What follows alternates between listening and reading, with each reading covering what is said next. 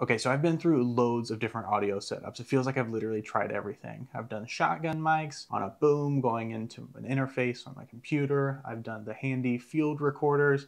I've done the mic on the top of my camera, obviously, as well as this fancy Sennheiser wireless system that I have. Nothing has really checked all of my boxes, at least mostly until now. Hey friends, my name is Avery, and today I want to share my thoughts on the Rode Wireless Go 2 that I recently picked up and why it might just be the perfect audio solution for me. Now, this little guy is by no means perfect, but there's a lot that I really love about it, and there are a couple of things that I'm not crazy about, but we'll get to those in a second. I've gotten some amazing results out of these different setups. The problem is they're just all too complicated. I do majority of my content creation solo, and to be completely honest, I'm really just kind of lazy. So the last thing that I want to do whenever I get home from a shoot is pull a bunch of audio off of all these different devices and sync it up with my footage. I wanted a plug and play solution with great audio close to the subject, and I think this is it. Now, just to be clear, this isn't any sort of comprehensive review. I'm sure that there are things that I will leave out that I either just don't use, don't really care about, don't know exist, or just straight up forgot. Okay, so when you purchase the Rode Wireless Go 2,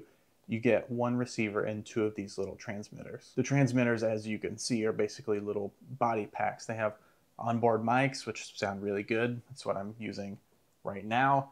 But they also actually have a mic jack where you can plug in an external lapel mic. Now the receiver plugs straight into your camera, and then it receives audio signals from both of these transmitters independently, which is really neat. Basically, you can have two speakers with their own separate lapel mics being transmitted independently, completely wirelessly to the same receiver on your camera with no need to sync them in post.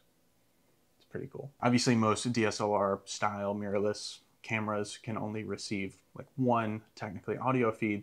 And so what it does is it separates these into left and right. So you have two of these body packs. One of them goes to the left channel, the other one goes to the right. So that way when you pull it into Premiere Pro or whatever your editing software of choice is, you can just split those into separate channels pretty easily. Now, if you're feeling lucky, or if you're only using one of these, you can set it to send just one stereo feed. But if you're using both of these, I wouldn't recommend that because that gives you much less flexibility in post. Now, this might be a weird thing to get excited about, but the cable that ships with these is awesome. It's like bendy, but pretty firm. So whenever you have it on your camera rig, you can really configure it however you want to work with you. And it's just so much less obtrusive and annoying than like those little bendy, coily cables that come with literally every other video mic. I hate coiled cables so much. I hate those things. They suck. You don't really have to worry about connectivity issues with these because for one, the range is fantastic. For two, whenever you turn the device on, it automatically starts recording a backup track directly to this device, as well as a -20 dB safety track. So even if your audio feed, the wireless signal does cut out, you can go into the Rode software, pull the tracks off, and then you're good to go. I feel like these are legit pro level features that can really save your socks in like a wedding ceremony, an interview, or something like that. Now, I've heard that the software that you use to pull the files directly off of these is pretty terrible, but I'm only planning on using this as a backup rather than a primary workflow, so I'm not terribly concerned about that.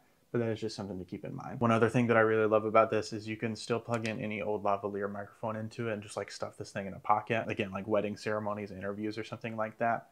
And with that backup feature that I mentioned a second ago, it really starts to function pretty similarly to like a Tascam DR10L or like the Zoom F2 or something like that. With that though, the primary issue that I do have with this system is it's only onboard memory. There are no options for memory expansion via like micro SD or anything like that, which would obviously be my preference and probably the preference of a lot of other people. I'd love to just have an SD card in here that I can pop out and throw in my computer and be good to go. However, according to Rode, these things can store up to 7 hours of uncompressed audio or up to a whopping 40 hours of compressed audio. So unless you're gonna be shooting like a documentary in the middle of the jungle where you won't be able to offload your audio and clear out some storage on this thing, I think that you'll be fine. Other than that, I really don't have any issues with the devices themselves. I do, however, have a massive problem with the charging solution. Let me show you. So it's not this, it's this.